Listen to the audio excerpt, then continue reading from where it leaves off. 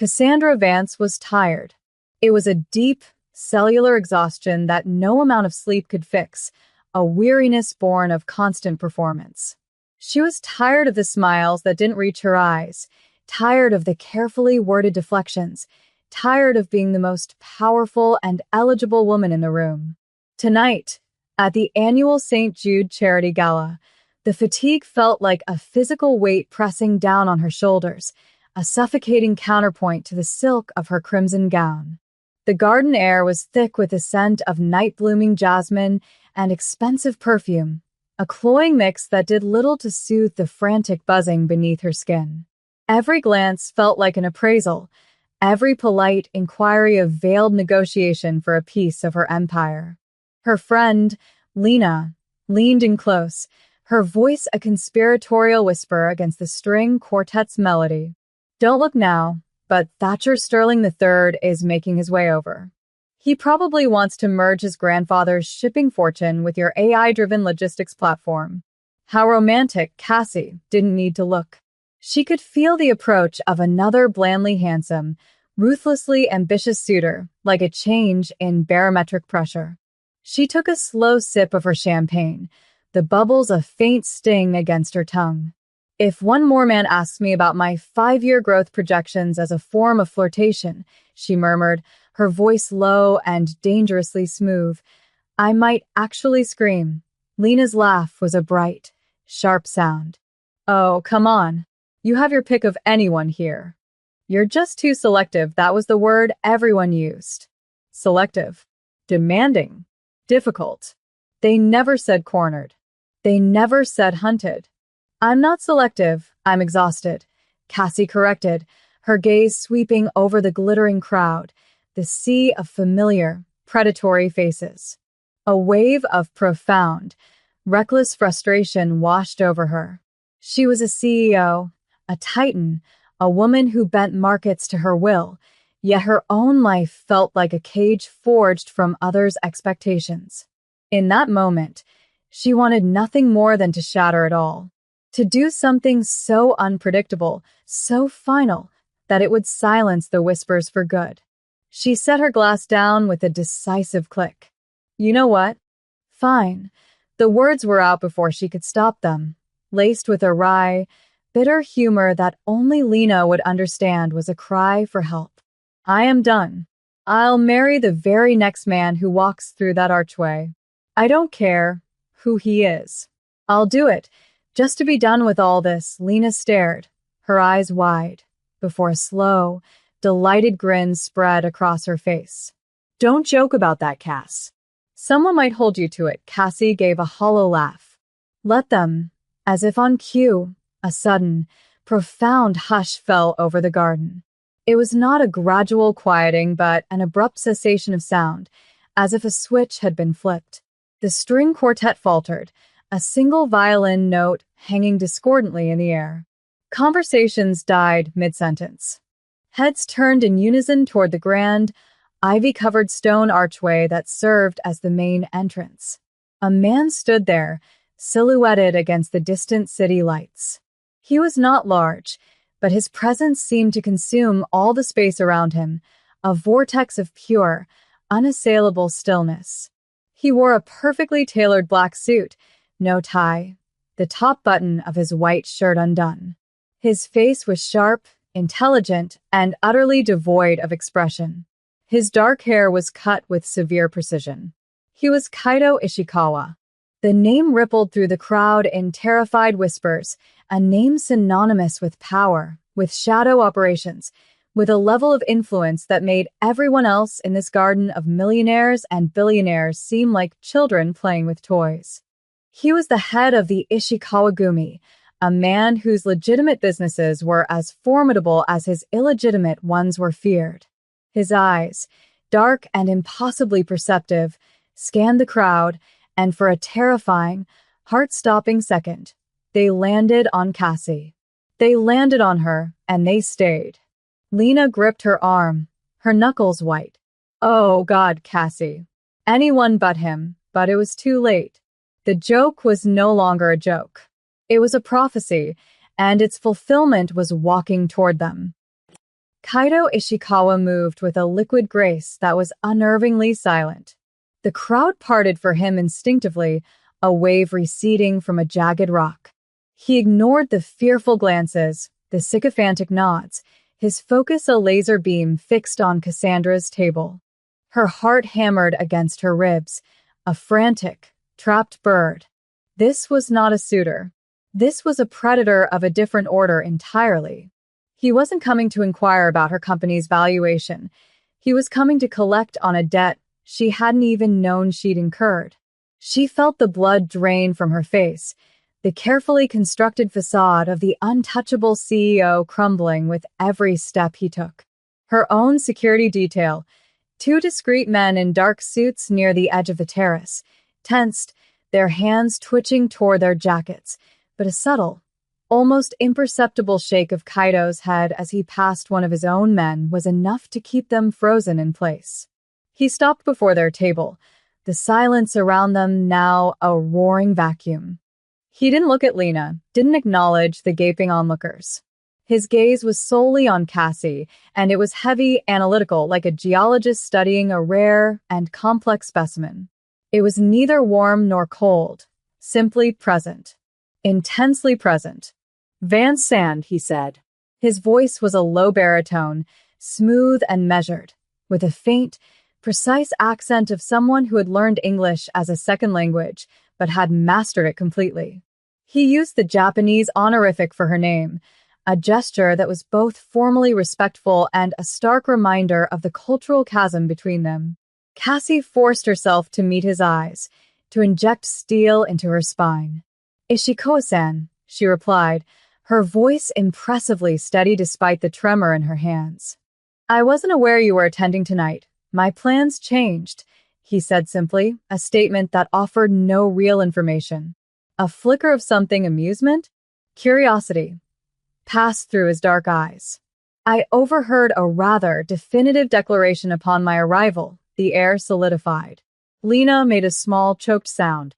Cassie's joke, her moment of reckless, desperate frustration, echoed in the space between them. "I'll marry the very next man who walks through that archway." The words hung there, shimmering and dangerous. She could feel hundreds of eyes on them, could hear the frantic symphony of whispers starting up again. This was a trap of her own making. To deny it would be to show fear, to make her appear flighty and weak, a woman whose words were meaningless. To acknowledge it was unthinkable. "It was a joke," Lena interjected, her voice high and strained. "Just a silly thing between friends." Kaido's gaze did not waver from Cassie. "A woman of your stature, Van Sant," he said, his tone still perfectly level, "should know that some jokes, once spoken in a public forum, cease to be jokes. They become possibilities. They become offers." He was playing with her, she realized. Testing her. Seeing if the formidable CEO would fold under the pressure of her own foolish words. A spark of defiance, hot and sharp, cut through her fear. She would not be toyed with. She lifted her chin, her expression hardening into the cool, unreadable mask she wore in the boardroom. And what if it was an offer? Ishikawa? The challenge was there, quiet but unmistakable. A collective gasp rippled through the nearest tables. Lena looked like she was about to faint. Kaido's lips twitched, the barest hint of a smile. It did not reach his eyes. "Then I would be a fool not to inquire about the terms." He extended a hand, not to shake hers, but in a gesture of invitation. "Walk with me. We have a contract to discuss." The walk was the longest of Cassandra's life. She placed her hand in his, a purely symbolic gesture to quell the onlookers, and his skin was cool and dry. His grip was firm but not crushing, a simple, possessive weight that sent a shiver of pure dread down her spine. He led her away from the crowded terrace, down a set of stone steps to a more secluded part of the garden, a small, moonlit alcove surrounded by manicured hedges and the soft burble of a hidden fountain. The noise of the gala faded to a distant murmur, but the sense of being watched never left. She knew his men were nearby, ghosts in the shadows. She knew hers were trailing at a respectful and likely useless distance. He released her hand the moment they were out of sight, and the absence of his touch was as jarring as its presence had been. He turned to face her, his expression as impassive as ever. "That was a reckless thing to say," he stated, not as a judgment, but as a simple fact. "I am a reckless woman," she countered, crossing her arms over her chest, a defensive posture she immediately regretted. It felt juvenile. Weak. "You are a calculating woman who occasionally indulges in recklessness when you feel trapped," he corrected softly. "I have read your file. I know who you are." Cassandra Vance, the casual intimacy of her first name, the chilling admission that he had a file on her, set her teeth on edge. "And what is it you want, Kaito Ishikawa? To embarrass me? To leverage a foolish comment for some kind of business advantage?" "I want to accept your offer," he said, his directness a physical blow. She stared at him, speechless. "You can't be serious. I am always serious," he replied, his gaze unwavering. "A marriage between us would be mutually beneficial. You are hounded by men who wish to acquire you, to merge your success into theirs. They see you as a prize. Marry me, and they will stop. Permanently. No one will dare to approach the wife of Kaito Ishikawa with anything but the utmost respect." He paused, letting the weight of his words sink in. "And I," he continued, "require a partner of unimpeachable reputation. A wife who is my equal in power and intellect, if not in other ventures. A marriage to the CEO of Vance Innovations provides a legitimacy that money alone cannot buy. It quiets my enemies and reassures my allies in the legitimate world." It was a business proposal. Cold, logical, and terrifyingly sound. He was offering her a shield, a fortress built from his own fearsome reputation. In return, she was to be his respectable veneer, the beautiful, brilliant armor that would protect his corporate ambitions. "This is insane," she whispered, the words feeling flimsy and inadequate. "It is a practical solution to a shared problem," he countered. "Your words have created a narrative. We can either control that narrative, or we can become its victims. If you publicly refuse me now, you will look weak. You will look like you fear me. Your rivals will smell blood in the water. The rumors will be far worse than the truth we create." He was right. He had trapped her with logic, with the unassailable truth of their world. She had made a move on a chessboard without seeing the entire board, and he had just checkmated her in a single, elegant maneuver. Her mind raced, searching for an escape, a loophole. There was none. The cage was locked, and he held the only key. "So this would be a contract," she said, her voice regaining its strength. It was a negotiation now. This was territory she understood. Not a marriage. A flicker of something unreadable crossed his face. "The world will see a marriage. In private, it will be an alliance. With terms. With boundaries. My company remains my own," she stated, her first condition. "I would expect nothing less. My life, my friends, they are not subject to your approval or your control. Your safety will become my concern. That is not negotiable. Beyond that, your personal life is your own, provided it does not compromise our arrangement." She looked at him, at the sharp, intelligent lines of his face, the utter control in his posture. He was offering her a different kind of cage, one that was larger, perhaps, and gilded with safety, but a cage nonetheless. Yet it was a cage she would be choosing. The alternative was the death, by 1,000 cuts she was already enduring. "I will need to think," she said. "The world is not waiting for you to think," he replied, his voice soft but edged with steel. "It is watching, whispering. By morning, the story will be set in stone, with or without our input. We have until then to draft our own version." He took a step closer, the scent of expensive cologne and something else, something clean and cold, like winter air, reaching her. "This is your choice, Vansan. A prison of their making, or a fortress of ours." The call to her father was brutal. Robert Vance, a man who had built his own empire from nothing and had retired with the roar of a lion, was now a voice of pure, unadulterated panic on the other end of the line. Cassie stood on the balcony of her penthouse, the city lights a-glittering, indifferent tapestry below. The cool night air did nothing to calm the fire in her veins. "Absolutely not," Robert thundered, his voice crackling with static and fury. "Cassandra, have you lost your mind? The Ishikagami? We're not talking about a corporate raider. We're talking about the Yakuza. This isn't a merger. It's a hostage situation." "Dad, calm down and listen to me," she said, her tone level, betraying none of the turmoil churning inside her. She had to be the calm one.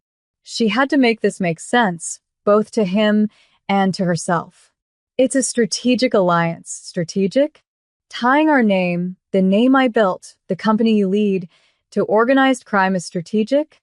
Our stock will plummet. Our partners will flee. This will destroy everything." "Or," she countered, her voice dropping, becoming more intense, "it will solidify everything. No one will dare attempt a hostile takeover with Kaito Ishikawa as my husband. No one will try to intimidate me in a negotiation again. He's offering a shield, Dad."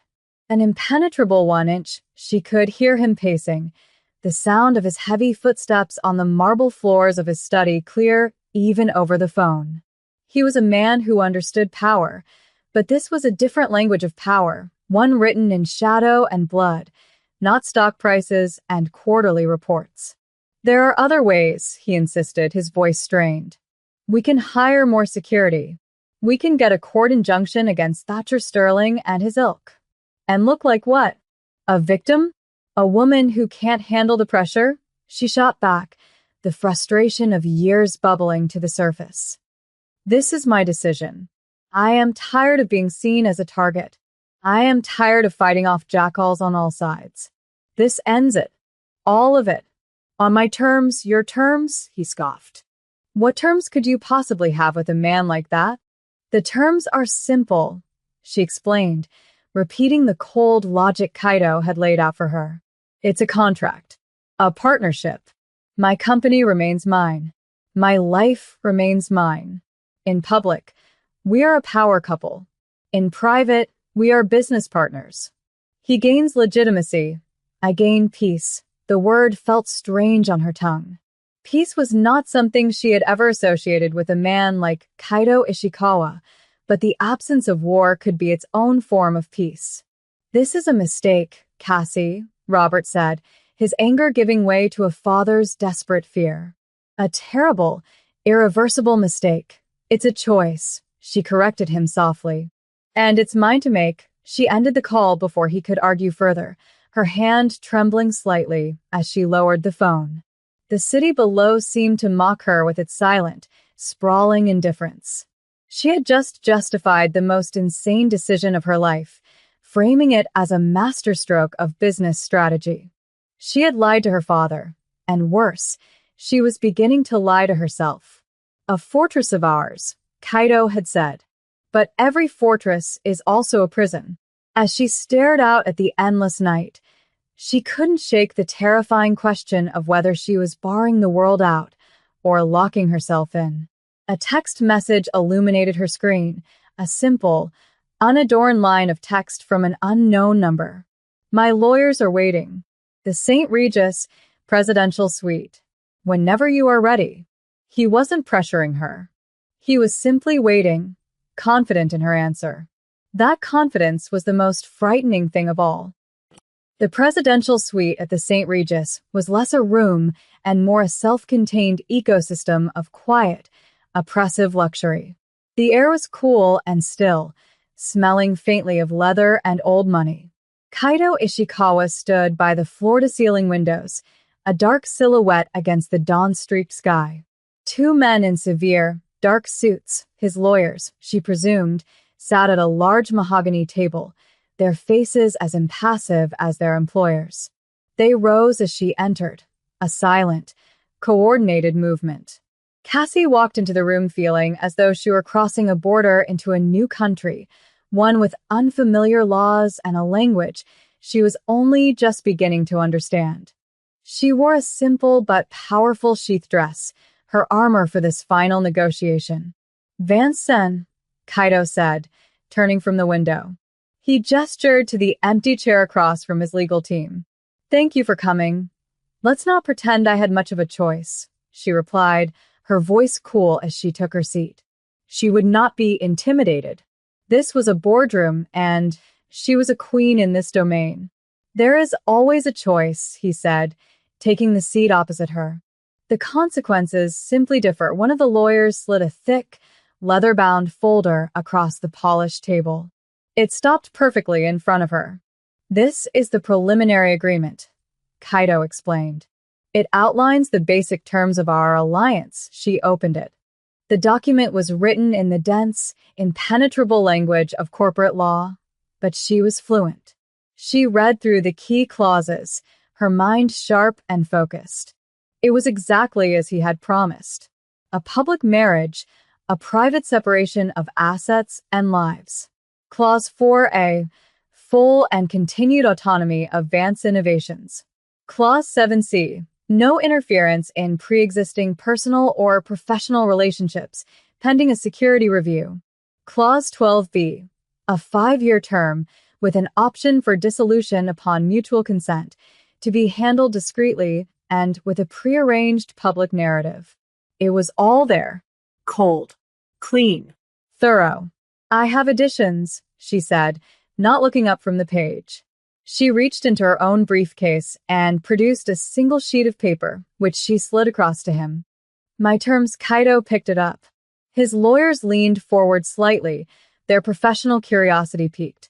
He read her points aloud, his voice a low, even murmur. 1. A shared residence will be maintained for public appearances, but I will have a private, inaccessible wing. My privacy is absolute." He nodded slowly. "Acceptable. 2. My personal security detail remains under my command. They will coordinate with yours, but they answer to me. Conditional," he countered. "My head of security will have final say in any matter deemed a credible threat. Your safety is paramount to this agreement. It is non-negotiable." She met his gaze. It was the first point of true friction. "Agreed," she conceded after a moment. It was a reasonable demand. 3. No questions about my past. Ever. His eyes lingered on her for a long moment, a flicker of something unreadable in their depths. It felt as if he could see every secret she had ever kept. "Agreed," he said finally. And 4. She took a deep breath. "This is a partnership, not a romance. There will be no personal expectations. The arrangement will be platonic." An almost imperceptible tension entered the room. Kaido placed her sheet of paper down on the table, his movements deliberate. He looked at her, his gaze direct and intense. "The world will expect a certain performance. Affection. A united front. We will need to be convincing. I am a very convincing actress," she said, her voice brittle. "I've been playing a role my entire adult life. For the first time, a genuine, though fleeting, expression crossed his face. It looked like sympathy. "Then we have that in common," he said softly. He turned to his lawyers. "Incorporate her terms. Draw up the final version. We will have it signed within the hour." He stood, and the meeting was over. "A car will be waiting for you downstairs," he said to Cassie. "It will take you home. Pack a bag. We will need to be seen leaving your residence together this afternoon." It was happening. The speed of it was dizzying. Rumors to contract to cohabitation in less than 12 hours. "And Ishika-sen," she said, her voice stopping him as he turned to leave. "Yes, there will be an announcement. My communications team will draft it with your approval." He nodded. "Of course." Control the narrative. He paused at the door, looking back at her one last time. "Welcome to the fortress, Van-sen." The announcement hit the financial world like a seismic event. Vance Innovations CEO Cassandra Vance announces engagement to Ishikawa Group President Kaido Ishikawa. It was clean, professional, and utterly shocking. The press release, drafted by Cassie's top PR executive and vetted by Kaito's silent, efficient team, spoke of a whirlwind romance between two titans of industry, a meeting of minds that had swiftly blossomed into a deep, personal connection. It was a masterpiece of corporate fiction. The fallout was immediate. Cassie's phone vibrated incessantly with calls from board members, investors, and bewildered friends. Lena sent a string of 100 question marks. Her father sent a single, heartbreaking message. "I hope you know what you're doing." She ignored them all. There was no time for explanation or reassurance. As Kaito had said, the only way to manage the chaos was to move through it with such speed and certainty that no one had time to question it. By midday, a sleek, black car, silent and imposing, was waiting for her outside her penthouse. A man in a dark suit, one of Kaito's, held the door for her. The interior was silent, smelling of new leather. The windows were tinted so darkly that the world outside seemed distant and muted. It felt like being sealed in a vault. The ride was short, but it marked the end of her old life. She was leaving the home that was hers, the sanctuary she had built for herself, to move into his. It was a surrender, a necessary one, she told herself, but a surrender nonetheless. Kaito was waiting for her in the lobby of her building. He stood with his hands clasped behind his back, a portrait of patience and control. He was not looking at his phone or speaking to anyone. He was simply observing, taking in the space that had been hers. He wore another impeccably tailored suit, this one a dark charcoal gray. As she approached, he turned to her, and for a moment, his professional mask seemed to soften. "Are you ready?" he asked, his voice low. She nodded, unable to speak. The finality of the moment was a weight in her chest. He took the single suitcase from her hand, passing it to one of his men. Then he did something unexpected. In the open, marble-floored lobby, with the doorman trying very hard not to stare, he reached out and gently brushed a stray strand of hair from her face. His touch was light, his fingers barely grazing her skin, but it sent a jolt of electricity through her. It was a public gesture, a piece of the performance, yet it felt strangely intimate. "The cameras will be outside," he murmured, his voice for her alone. "Smile. We are the happy couple," he offered her his arm. She took it, her fingers curling around the expensive fabric of his suit. It felt like holding onto a marble statue, solid and unyielding. Together, they walked out of the building and into a storm of flashing lights. The press had arrived. A wall of cameras and microphones descended upon them. Kaito navigated the chaos with practiced ease, his body a shield for hers. He didn't speak. He just moved forward, his expression serene, a faint, confident smile on his lips. Cassie forced a smile of her own, hoping it didn't look as brittle as it felt. The car door closed, shutting out the noise and the flashing lights, encasing them once more in a cocoon of profound silence. The vehicle pulled away from the curb, leaving her old life behind. They didn't speak. There was nothing to say. The contract was signed. The performance had begun. The irreversible commitment had been made. The drive to his home was a journey through the city's most exclusive neighborhoods, ending before a modern skyscraper that pierced the clouds, a gleaming needle of glass and steel. The private elevator ascended in unnerving silence, opening directly into his penthouse. The first thing that struck Cassie was the sheer scale of the space. It was a vast, open-plan expanse with double-height ceilings and windows that wrapped around three sides, offering a breathtaking, godlike view of the city. The second thing she noticed was the emptiness. The decor was ruthlessly minimalist.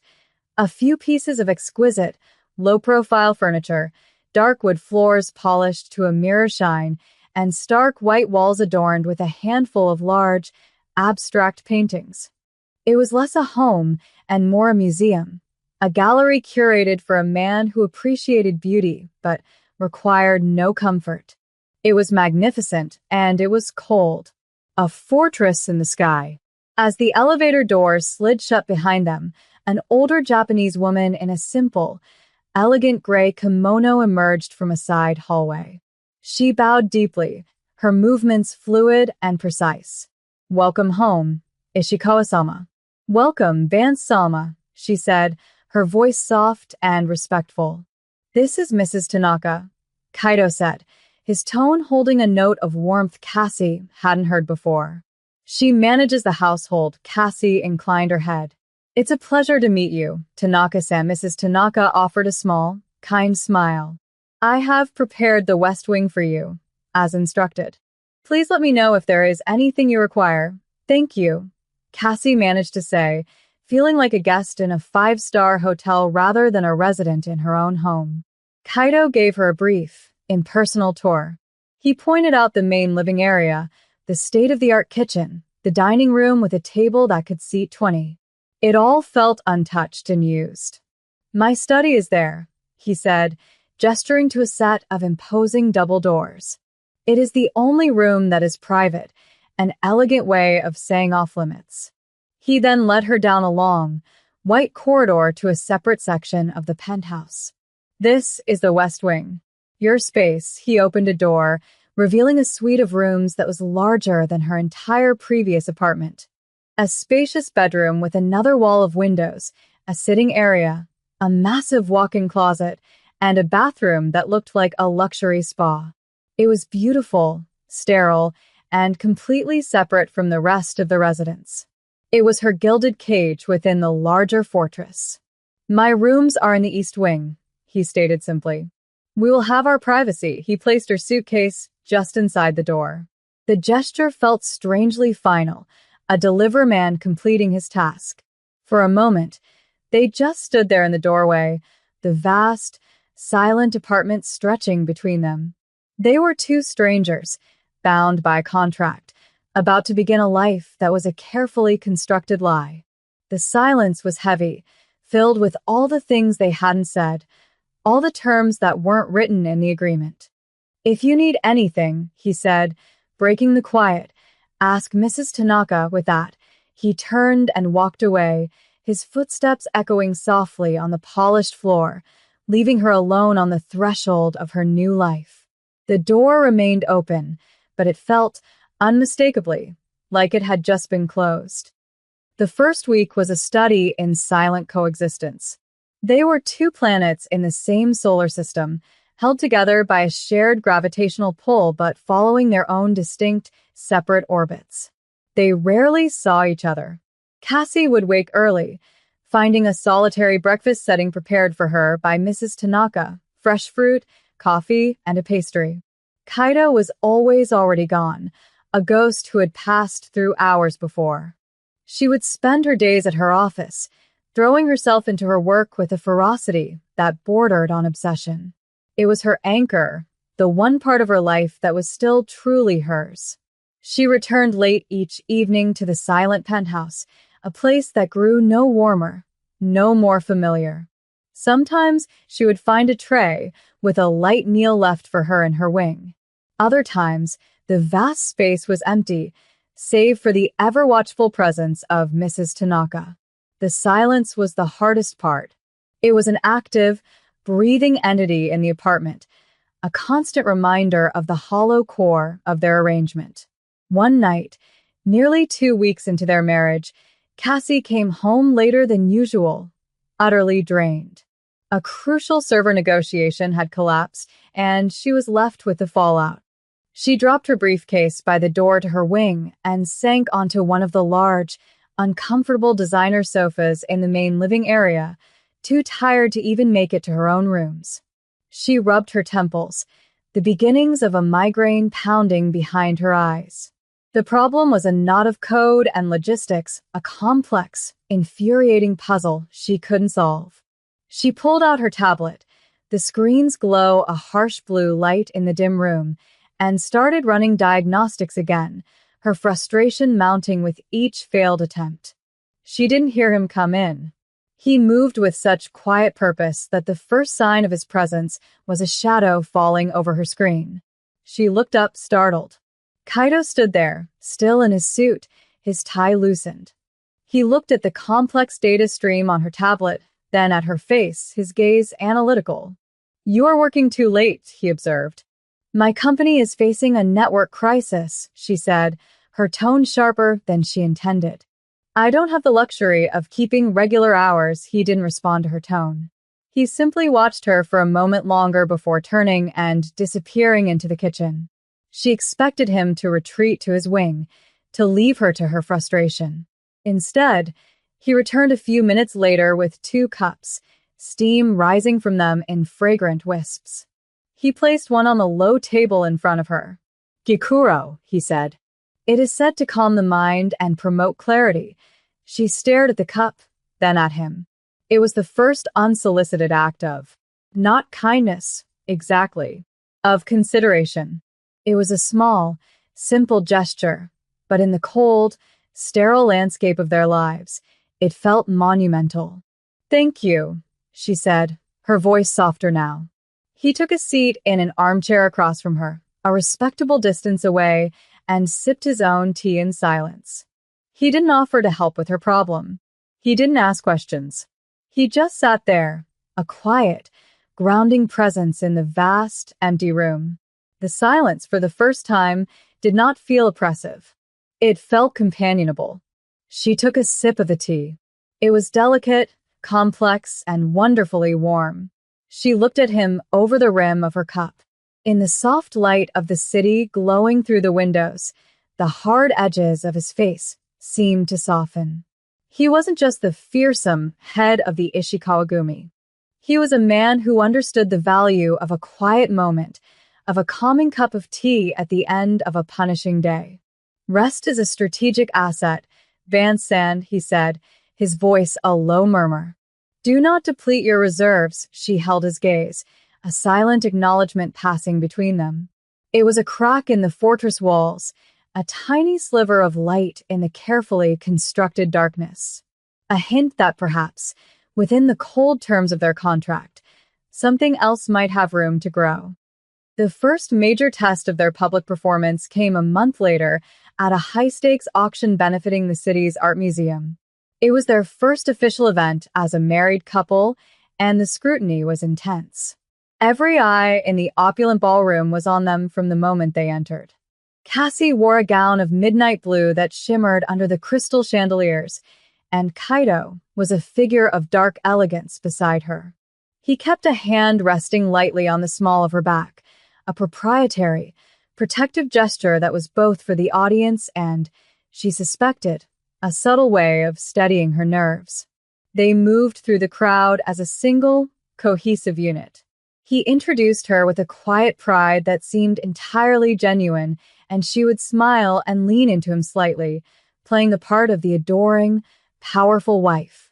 It was a flawless performance. They deflected intrusive questions with practiced ease, their chemistry a carefully choreographed dance of knowing glances and shared smiles. To the outside world, they were an undeniable power couple, intoxicating and untouchable.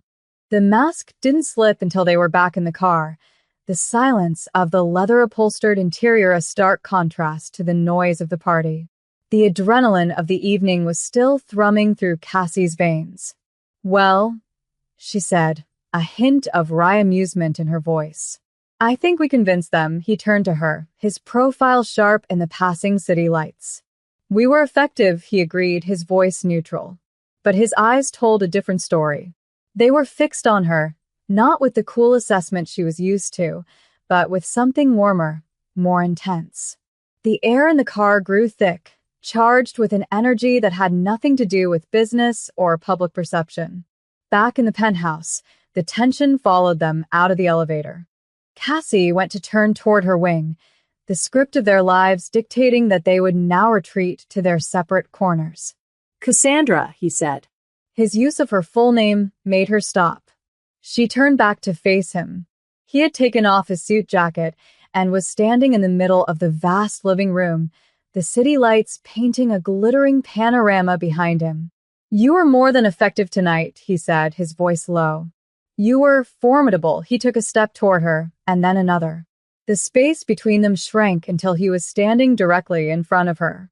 She could feel the heat radiating from his body, could see the flecks of gold in his dark eyes that were only visible this close. Her heart began to beat a frantic rhythm against her ribs. This was not in the contract. This was uncharted territory. So were you, she managed to whisper, her throat suddenly dry. His gaze dropped to her lips. The air crackled. The world outside, the city, the contract, all of it faded away until there was only this silent, cavernous room and the man standing before her. He raised a hand, his movements slow, deliberate, giving her every opportunity to pull away, to protest.